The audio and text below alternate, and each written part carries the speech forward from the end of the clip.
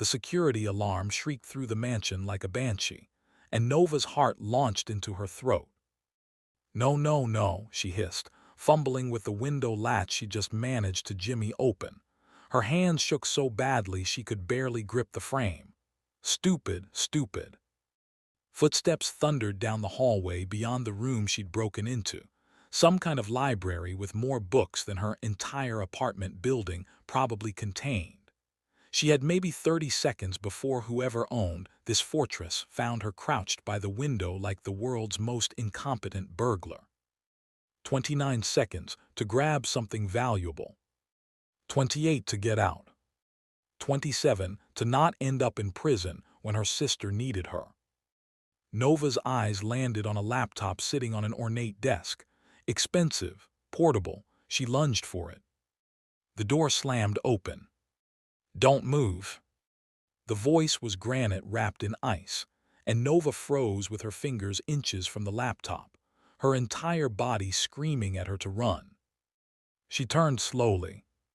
The man in the doorway was not what she expected. She pictured some old, paunchy billionaire in a bathrobe. Instead, Everett Stone looked like he'd stepped out of a magazine spread for intimidating CEOs monthly. Tall, broad-shouldered, with dark hair and eyes like a winter storm. He wore black slacks and a white shirt with the sleeves rolled up, and he held a phone in one hand. Probably already calling the police. "I can explain," Nova said, which was a lie because she absolutely could not explain this in any way that didn't end with handcuffs. "You're attempting to steal from me." His voice remained perfectly controlled. "I'm fascinated to hear how you'll explain that." "My sister is dying." The words burst out before Nova could stop them. "She needs surgery. $50,000 for a procedure that could save her life, and the insurance company denied it, and I've tried everything, fundraisers, loans, selling everything I own, and I'm out of options and time," and her voice cracked. "And I'm sorry. I'm so sorry. I'm not a thief. I'm just desperate." Everett Stone studied her for a long moment, his expression unreadable. Then he lowered his phone. "What's your name?" Nova Carter." She braced for him to call the police anyway, to have her arrested for breaking and entering and attempted theft, and destroying any chance she had of helping Leela. Instead, he said, "How did you get past my security?" "I what?" "My security system cost $3 million. I have guards patrolling the grounds, cameras everywhere, motion sensors. How did you get in?" Nova blinked. "There's a tree by the south wall. Your cameras don't quite cover the angle where the branches reach the fence. I climbed over, stayed low, and waited until the guard rotation changed. Then I found a window lock that was less secure than the others." Something that might have been amusement flickered across Everett's face. "You cased my mansion." "For 3 days. She couldn't tell if this was making things better or worse. I'm very thorough when I commit crimes, apparently." "Clearly." He pocketed his phone entirely. "Nova Carter, you broke into my home to steal money for your sister's surgery. That's a felony. Multiple felonies, actually." "I know." Tears burned behind her eyes. "I know, and I'm sorry, and if you want to call the police, I understand. Just please, can I make one phone call first, to tell my sister I won't be there? She's 17, she's alone, she needs someone to." "I'm not calling the police." Nova's breath caught. "What?" "I'm offering you a deal instead." Everett moved into the room, and Nova instinctively backed up until she hit the desk. He stopped several feet away, giving her space. "You clearly need money. I need something too." "I don't understand." "I'm launching a charitable foundation. PR wants to humanize me," their words. His mouth twisted with distaste. "They want me to show that Everett Stone isn't just a ruthless tech billionaire, but someone who cares about real people with real problems. I need someone authentic to help showcase that. Someone who isn't polished or practiced or fake." "Someone desperate enough to break into your house," Nova said slowly. "Someone brave enough," he corrected. "Work for me for 3 months, help me with this project. At the end, I'll pay for your sister's surgery in full, plus compensation for your time. 50,000 for the surgery, another 50 for you. Before we continue, can I ask you a question? Where in the world are you watching from? Comment below because we'd love to know how far these stories travel, and hit that subscribe button. Nova's knees went weak. Why would you do that? Because everyone deserves a chance to save the people they love. Something raw flickered in his eyes. Even people who make terrible decisions out of desperation. I tried to rob you, and failed spectacularly. Now he definitely looked amused. But you also showed resourcefulness, dedication, and a willingness to sacrifice everything for family. Those are qualities I value. He pulled out a business card. My lawyer will contact you tomorrow with a contract. Read it carefully. If you agree, you start Monday. He walked toward the door, then paused. Oh, and Nova, next time you case a property, remember that thermal cameras exist. I watched you in that tree for an hour before you made your move. He left her standing in his library, holding a business card and wondering if she'd just made a deal with an angel or a devil. Leela's face lit up when Nova told her about the surgery. Really? You found the money? Her sister sat up in the hospital bed, her skin too pale, her eyes too bright with hope. Really? Nova squeezed her hand. The surgery is scheduled for next month. You're going to be fine, Leela, I promise. How did you? Leela stopped, studying Nova's face. What did you do? Nothing illegal, technically true. The breaking and entering hadn't worked, so it didn't count. I got a job, a good one with benefits. Leela's eyes narrowed. You're a terrible liar. I'm a great liar, you're just too smart. Nova kissed her forehead. Trust me, okay? Everything going to be okay. She hoped she was telling the truth. Monday morning, Nova arrived at Stone Tower, the gleaming headquarters of Everett's tech empire, wearing her best interview suit, which she'd bought at a thrift store 5 years ago. She was escorted to the top floor by an assistant who looked at her like she was a stain on the expensive carpet. Everett's office was ridiculous. Floor-to-ceiling windows overlooking the city, minimalist furniture that probably cost more than most people's houses, and Everett himself standing at those windows with his back to her, looking like he owned the world. Which technically, he kind of did. You came, he said without turning. You're paying for my sister's surgery. Of course I came. You could have run, disappeared, hoped I wouldn't press charges. He finally turned and those storm-gray eyes assessed her. Why didn't you? Because I keep my promises. Nova lifted her chin. And because you could have called the cops and didn't, that means something. Does it? He moved to his desk, pulling out a folder. Or does it mean I saw an opportunity to exploit someone desperate? The question hung between them like a challenge. Nova thought about it, really thought. If you wanted to exploit me, there are easier ways than paying $100,000 for 3 months of work. So no, I think you're testing me. A ghost of a smile touched his mouth. Smart, let's get started. The foundation project was chaos. Everett wanted to fund medical research for rare diseases, provide scholarships for underprivileged students, and create job training programs, all while maintaining his reputation for being emotionally unavailable and scary.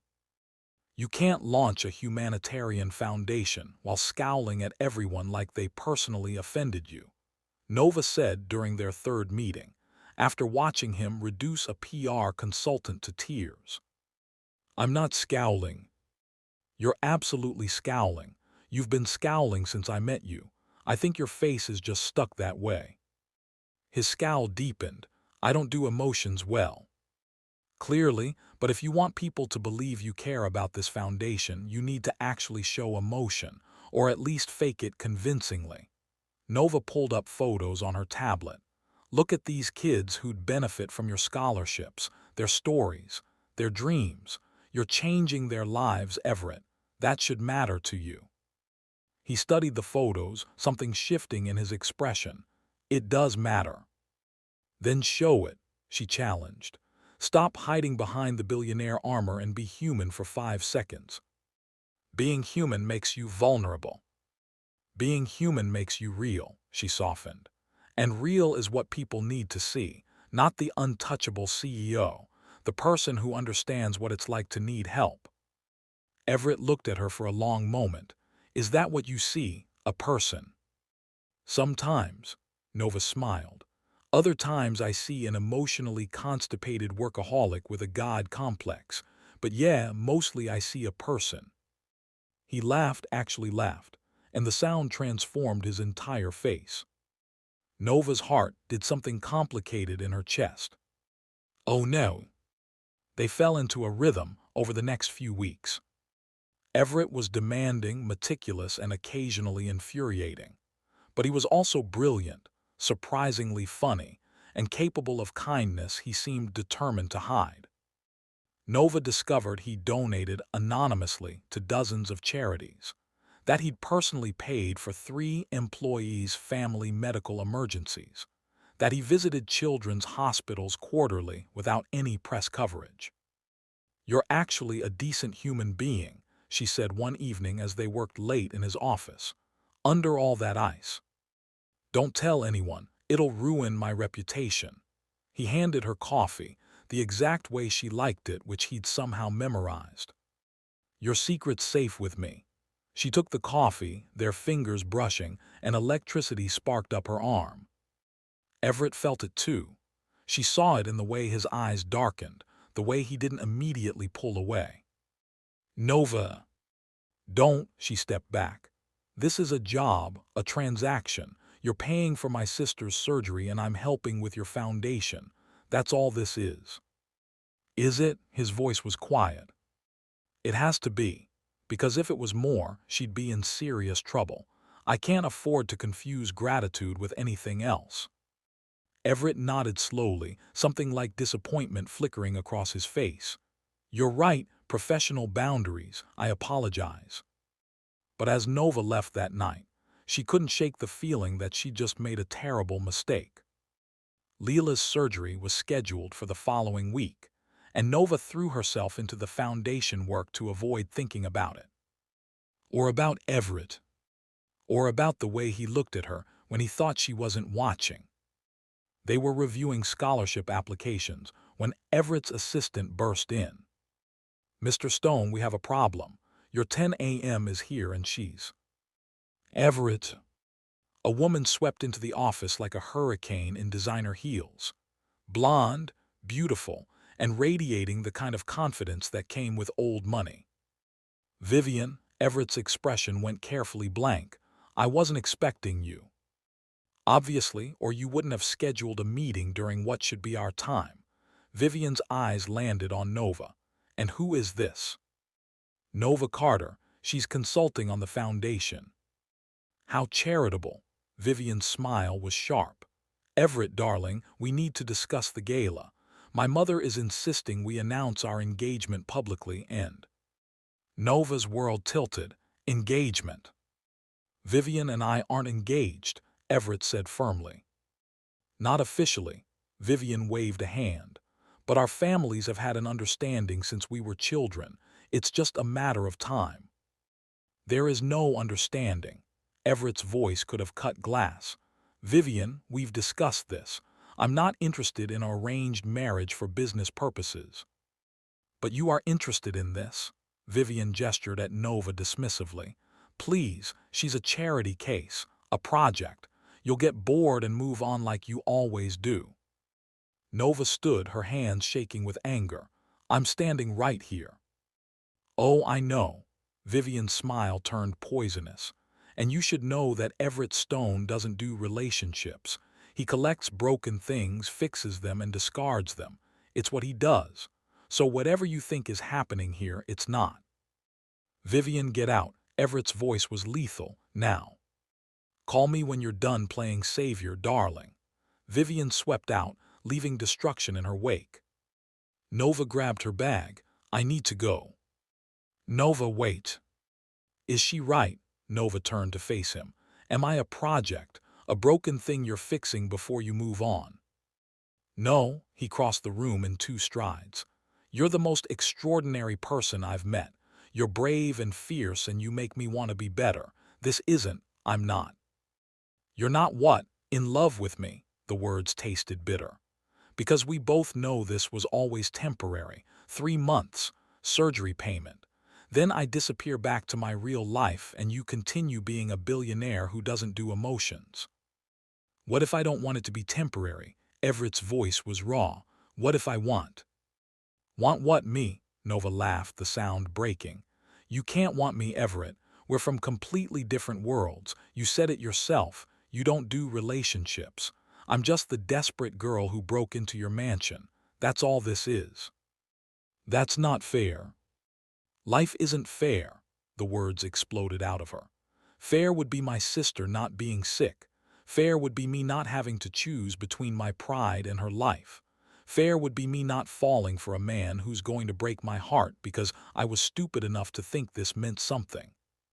Silence crashed between them. You're falling for me, Everett whispered. Nova closed her eyes. I need to go. Leela's surgery is next week. After that, I'll finish out my contract and then we're done. Professional boundaries, remember. She left before he could see her cry. The surgery was a success. Leela woke up smiling, color returning to her cheeks, hope returning to her eyes. I'm going to be okay, she whispered, squeezing Nova's hand. You're going to be amazing. Nova kissed her forehead, tears streaming down her face. You're going to live, Leela, really live. She should have felt relief, joy, victory. Instead, she felt hollow, because saving her sister had cost her heart. Nova returned to work 2 days later, determined to finish her contract professionally and disappear. Everett was in meetings all day. They communicated through emails and his assistant, carefully avoiding each other. It hurt more than she expected. On her second day back, she was reviewing foundation documents when she overheard Everett's assistant on the phone. Yes, the footage is ready for release. No, Mr. Stone approved it. It'll go viral by tonight. Footage. Dread settled in Nova's stomach. She searched social media and found it. Security footage from the night she'd broken into Everett's mansion. Her face clearly visible as she climbed through the window, fumbled with the laptop, got caught. The caption read, Everett Stone catches burglar. You won't believe what happens next. It had 10 million views and climbing. Nova's phone exploded with notifications. Messages from people she hadn't spoken to in years. News requests, job offers, marriage proposals. But mostly hate. Gold digger. Opportunist. She manipulated a billionaire. Desperate and pathetic. The comments tore her apart, but what destroyed her was the source. The footage had been released by Stone Tower's PR department. Everett had approved it. He'd made her a viral sensation, a cautionary tale, proof of his charitable nature at the cost of her dignity. Nova grabbed her things and headed for Everett's office. His assistant tried to stop her. Ms. Carter, Mr. Stone is in a board meeting.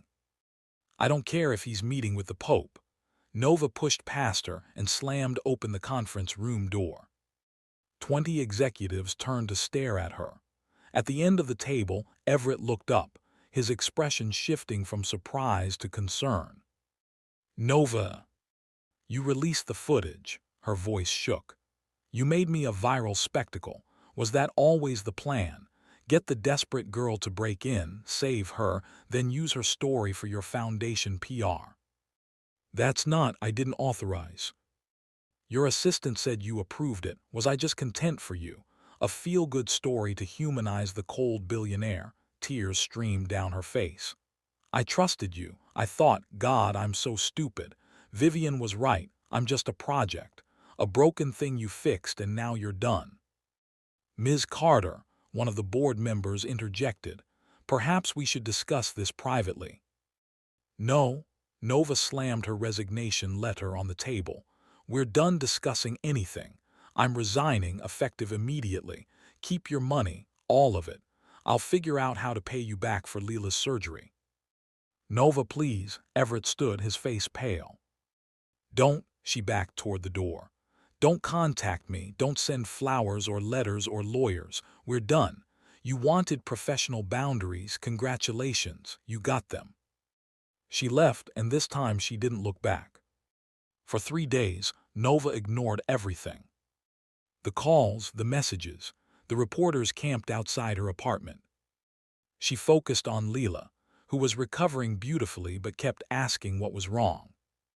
"Nothing, baby, I'm just tired." "You're heartbroken." Leela, 17 and entirely too perceptive. "Because of him, the billionaire." "I'm fine." "You're a terrible liar." Leela squeezed her hand. "Nova, what happened?" So Nova told her. Everything. The break-in, the deal, falling for Everett, the viral footage, the betrayal.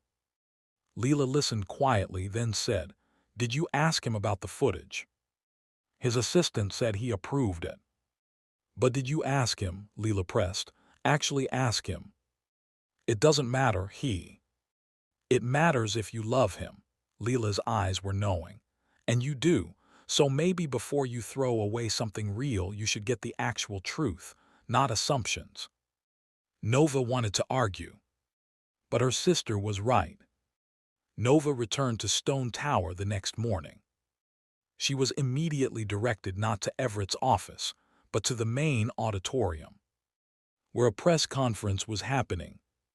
Nova slipped in the back and watched as Everett stood at a podium, facing dozens of cameras. "I'm here to address the recent viral footage," he said, his voice steady but tight with emotion, "and to correct the record." He pulled up the video on a massive screen behind him.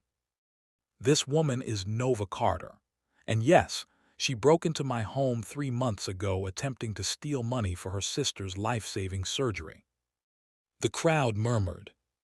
But what the edited footage doesn't show is what happened after. Everett clicked to a new video, this one from inside his library. It showed their entire conversation. Nova's desperation, her honesty, his offer. "I made her a deal," Everett continued, "and she worked harder than anyone I've ever employed. She transformed my foundation from a PR stunt into something meaningful. She taught me that caring isn't weakness, it's strength." He clicked again. Another video, this one from his office, showing them working late, laughing, the moment their hands touched over coffee. "And somewhere in those 3 months I fell in love with her." His voice cracked. "Which is why I'm standing here now, exposing myself, to tell the truth that matters. The footage was released without my knowledge or approval by a PR team acting independently. I would never exploit Nova's story. She's not a project or a charity case. She's the woman I love, and I destroyed her trust by not catching the leak before it went public." The crowd erupted with questions, but Everett held up a hand. "I'm stepping down from daily operations of Stone Industries. My board has made it clear they don't appreciate my soft approach to business. They're right, I've changed. Because Nova showed me that being human isn't a weakness, it's the whole point." He looked directly at the camera. "So Nova, if you're watching, I'm sorry. I failed to protect you. But I'm not sorry I fell in love with you. And I'll spend however long it takes proving that you're not a mistake or a project. You're everything." He walked off the stage as the press exploded. And Nova stood in the back of the room, crying. She found him in his office, staring out the windows at the city below. "You quit your company," she said from the doorway. He turned, and the hope in his eyes nearly broke her. "Nova, you quit for me." "I quit for myself." He moved toward her slowly like she might bolt. "Because they were right, I've changed. I care now. About people, about impact, about more than just profit margins. You did that. You showed me what matters." "Everett." "I didn't release the footage, I swear to you. My PR team thought they were helping, showing the human side of the story. They leaked it without my approval, and by the time I found out, it was everywhere." His voice was raw. "I should have anticipated it, should have protected you better. I'm so sorry." Nova studied him. This man who'd offered her a deal when he could have called the police, who'd paid for her sister's surgery, who defended her publicly at the cost of his company. "You really love me," she whispered. "I really love you." He took another step closer. "I love your strength and your loyalty and the way you climb trees to save the people you care about. I love that you made me feel again after years of being numb. I love you, Nova Carter, and I don't care that we're from different worlds or that I'm terrible at emotions or that this is messy and complicated. I just care about you." "I love you too," the words tumbled out. "I've been falling for you since you caught me in your library and didn't call the cops. Since you memorized how I take my coffee and made me believe that maybe billionaires could be human. Since you made me feel like I mattered for more than just what I could give. You matter more than anything." Everett closed the distance and cupped her face gently. "And I know I have a lot to prove. That trust takes time to rebuild. But Nova, I'm not going anywhere. I'll wait as long as it takes for you to believe that this is real." "What if I already believe it?" She leaned into his touch. "What if I'm ready to try this, really try, no contracts or deals or professional boundaries, just us, figuring it out together? Then I'd say I'm the luckiest man alive." He kissed her softly, reverently, like she was precious. "And I'd promise to spend every day proving you didn't make a mistake choosing me." "You better," she kissed him back, tasting salt and hope and new beginnings. "Because I'm done running, and I'm done pretending this doesn't matter. You're stuck with me, Everett Stone." "Best deal I ever made." He pulled her close and she felt his smile against her hair. "Though technically, you still owe me for that attempted theft." "How do you figure?" "You stole my heart." He pulled back to look at her, and the warmth in his eyes made her breathless. "I'm going to need that back." "Too bad," Nova grinned. "I'm keeping it, finders keepers." "I can live with that." He kissed her again, deeper this time, and Nova melted into him. They stood in his office overlooking the city, two people from different worlds who'd found something real in the chaos. And this time, neither of them ran. 6 months later, Nova stood on stage at the Foundation's first gala, watching as Everett announced the scholarship recipients. Leela sat in the front row, healthy and radiant, beaming at her sister. The Foundation had funded 15 surgeries, provided scholarships to 300 students, and created job training programs in 12 cities. And Nova had helped build all of it, not as Everett's consultant but as his partner, in business and in life. "None of this would exist without Nova Carter," Everett said from the podium, his eyes finding hers in the crowd. "She taught me that true wealth isn't what you accumulate, it's what you give away. She showed me that being vulnerable isn't weakness, it's courage. And she loved me enough to break into my house and steal my heart." The crowd laughed, and Nova wiped away happy tears. After the gala, they stood on the balcony of their shared apartment, modest by billionaire standards, perfect by theirs. "Happy?" Everett wrapped his arms around her from behind. "Ridiculously happy." Nova leaned back against him. "Though I still can't believe you kept the security footage from that night." "Evidence of when my life changed." He kissed her temple. "Besides, it's a great story. Billionaire falls for the woman who tried to rob him. Woman saves sister and accidentally falls for emotionally unavailable billionaire." Nova countered. "Couple builds something beautiful from terrible decisions." Everett turned her to face him, his expression soft. "I like that one best." "Me too." She kissed him, tasting their future, uncertain, messy, and completely, wonderfully real. They started with a break-in and a desperate deal. They built something extraordinary from broken pieces and second chances. And they lived, imperfect and together and gloriously happy, ever after. Because sometimes the best love stories begin with terrible decisions and end with the courage to try again. And Nova wouldn't change a single moment of it. Not even the part where she'd climbed through a window and stolen a billionaire's heart. Thank you so much for watching till the end. I truly appreciate you for spending your time here. It means a lot more than you know. Let me know in the comments where you're watching from. I really want to hear from you. If you enjoyed this story, please like the video, subscribe to the channel, and drop a comment. Your support helps the channel grow and brings more stories like this your way. Thank you for being here. More amazing stories are coming, don't miss them.